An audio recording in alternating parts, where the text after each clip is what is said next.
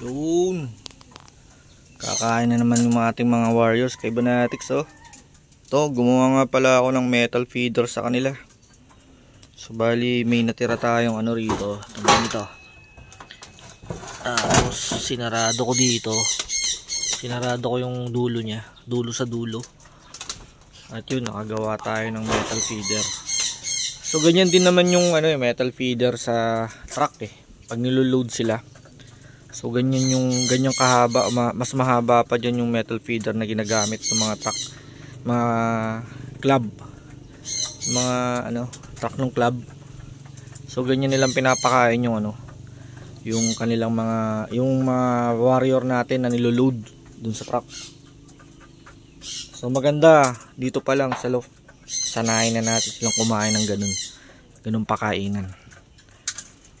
Bali gagawa rin tayo ng training box na pang ano sa kanila, pang yung pang ano, pang toss na steel matting gagamitin natin para hindi na sila manibago kapag nasa truck na sila.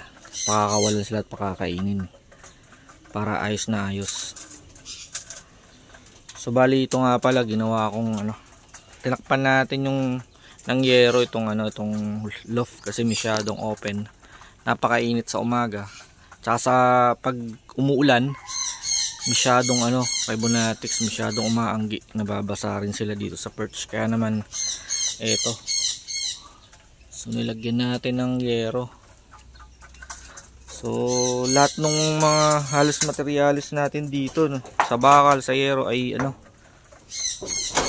galing sa recycle. So bali binigay lang ng tita ko. Ayan bago pa yung mga pinagputulan doon sa bahay nila. So binigay niya lang sa akin. Kaya naman meron tayong mga nagamit para dito sa ating loft.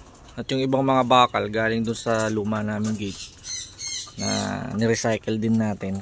So kinuha ko tong mga tubular na ganito. At ito, na-build natin itong itong loft natin, itong mini loft natin. So yung mga steel plastic matting natin dito galing doon sa nasira naming dog cage at dinagdagan ko na lang ng 3. Ayan. At yung iba may mga blue rito yung galing din sa maliit namin dog cage na nasira. Kinuha ko muna at pinandugtong ko dyan. So bali yung mga binili lang natin dito, itong mga purchase na to, yung mga plastic. Pero yung mga kahoy na recycle din yan, galing dun sa bed frame na nasira. Ayan kay Bonatics. So ganyan lang, habang di tayo nagcha-champion kailangan maging resourceful tayo kung ano yung mga available na pwede nating magamit sa ating sa ating loft. So tsaka na tayo magagawa ng bonggang-bongga o bibili ng napakagandang loft na brand new lahat kapag tayo ay nagpapanalo na. So habang di pa tayo nagpapanalo, kung ano muna yung mga available dito sa ating paligid na pwede nating pakinabangan at gawing loft, yun na muna, kahit kahoy lang muna kay Bonatics.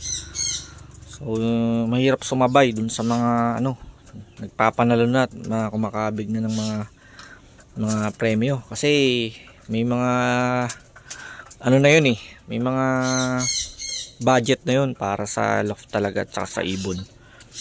So bali yun din ang ginawa ko dito sa ibon. So kung ano yung ibon ko before na galing sa Manila, galing dun sa ating kaibigan si JN Manalo, bali inilayo ko lang sa ibang breeder at yung pa rin naman ang ginamit ko. So itong mga to magkakapatid din sa sa nanay o magkakapatid sa lolo. Ayan. So bali line breed ang ginawa ko sa mga to. Tapos yung iba, yung inbreed na ginagawa ko ngayon, yun yung mga pang stock bird. Para susunod na mag-breed tayo ulit ay meron tayong mga pyesa. So bali subok na kasi itong mga kalapating to sa karera. Yung mga lahi nila talagang nagpapanalo at umuwi talaga, dumudulo. So nasa akin na yun kung paano ko i-apply yung mga natututunan natin sa napapanood natin sa YouTube, kasi marami na tayong mga kasamang kalapatids na nagtuturo ng mga sistema nila. So bali, ang ginagawa natin, pumupulot tayo sa bawat advice nila, sa bawat tips nila, para naman may apply natin dito sa loft natin. At eventually, pagtagal, pag tayo nandun na sa sitwasyon na tapos na yung training at nasa na tayo, derby race na, talagang may apply natin yung mga natututunan natin. So yun kay Bonatics. So bali, yun lang ang unang ginawa natin mula nung naiwalay natin sila dun sa kanilang mga magulang. So bali, binewing ko muna sila doon, naka-viewing sila doon. So tapos tinitrain ko sila paano pumasok dun sa trapdoor na yon na ginawa ko. Tapos pinapamiliarize ko sa kanila na ang pagkain at inumin nandito lang sa loob. So talagang dito lang natin iti-training yung mga ibon natin sa loob na kumain at uminom, para kung ano na nila yon, mapamiliarize na lang ganung routine, ay hindi na tayo mahihirapan at hindi na sila maghahanap na kumain sa labas. Kasi yun naman ang kaibahan ng kay Bonatics yun ang kaibahan ng mga racing pigeon sa mga pet lang o mga alaalaga lang na kalapate. So mapapansin ninyo yung mga alaalaga lang na kalapate, palili pa rin ng mga mga may-ari, tapos haya lang nilang tumambay. Hindi kagaya natin na mga kalapatis na sumasali sa karera.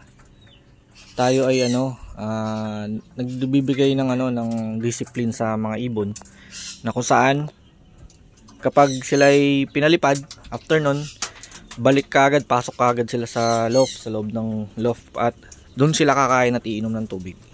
So ganun yung sistema natin. Hindi kagaya sa kanila, inaya lang nila tumambay sa labas at inaya lang nilang kumain kung ano-ano dyan sa labas nung kulungan nila.